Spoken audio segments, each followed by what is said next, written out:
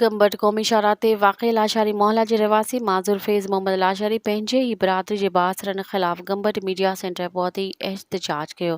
माज़ूर फैज़ मोहम्मद लाशारी पंहिंजी घरवारी सईदा ख़ातून ऐं अमड़ जन्नत ख़ातून समेत नंढड़नि मासूम जन्नत नफ़ीसा अली गुल फयाज़ सैफुल्ला ऐं सनाउल्लाह सां गॾिजी मीडिया सेंटर पहुची साफ़िन अॻियां दाहींदे चयो त मां डिसेबल माण्हू आहियां, मां सां ज़ुल्म कंदा आहिनि। अगरि मां आवाज़ उथां निकिरंदो आहियां न त पोइ चवंदा आहिनि त तूं छो वें कानून में, उनजे करे मूंखे धक बि हणंदा आहिनि, ज़ुल्म कंदा आहिनि। हाणे इहे ज़बरदस्ती मुंहिंजे घर ते जेको आहे हमिलो कयो हुयो, उनजे करे जेको आहे सो मुंहिंजी हालत पंहिंजी ख़राबु हुई। अञा ताईं पुलिस बि मुंहिंजी का मदद न कई आहे।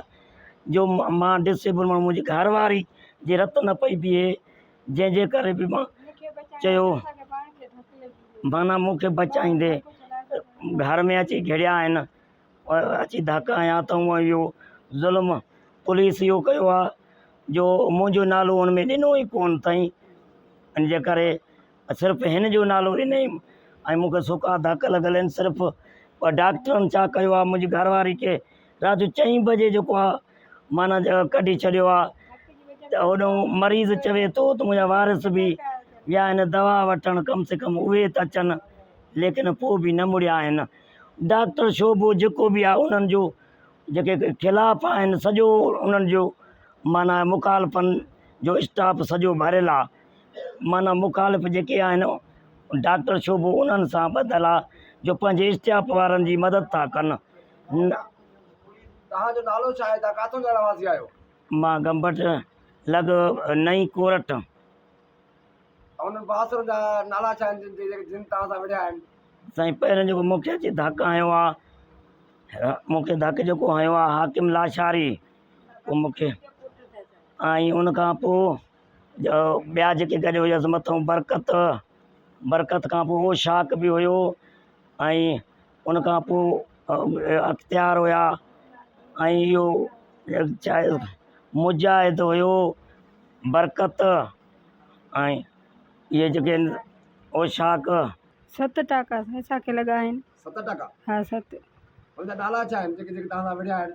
उन्हनि में हाकिम बि हुयो, ॿाहिरि जेके बीठल हुया ऐं घर में पोइ मोटी आया हलिया त मुजाहिद हुयो, अख्तियार हुयो, शाक हुयो, इहे हुयासीं। बरकत हुयो, ॿिया बि इलाही ॼणा असांखे नज़र में जेके आया असां उन्हनि जा नाला खयासीं। ॿाहिरि हुया।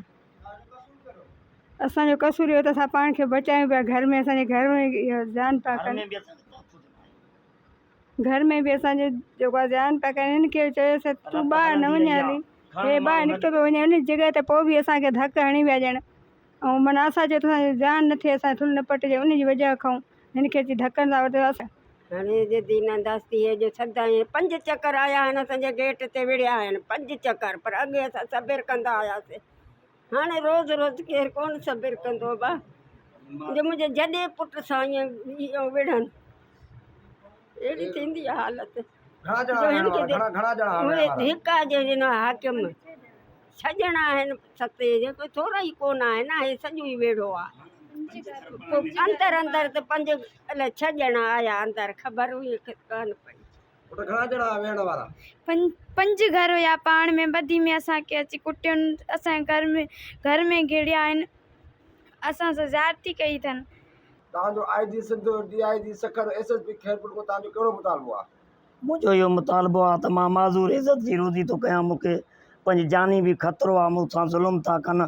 मूंखे तहफ़ुज़ ॾिनो वञे ऐं उन्हनि खे जेके ज़ालिम आहिनि उन्हनि खे कानून जे कटाड़े में जेको आहे सो मां हर वस वारनि खे, मां कोर्ट वारनि जज जस्टिस जेके आहिनि उन्हनि खे बि साहबनि खे ॿाहूं ॿधी अर्ज़ु था कयूं त हिकु माज़ूर जो घर बचायो वञे। जेतिरे ताईं इंसाफ़ न मिलंदो तेतिरे ताईं असां चुप करे हाणे न वेहंदासीं। ज़ुल्म इंसाफ़ खपे, इंसाफ़ खपे, माज़ूर खे इंसाफ़ खपे, इंसाफ़ खपे, इंसाफ़ खपे, इंसाफ़ खपे।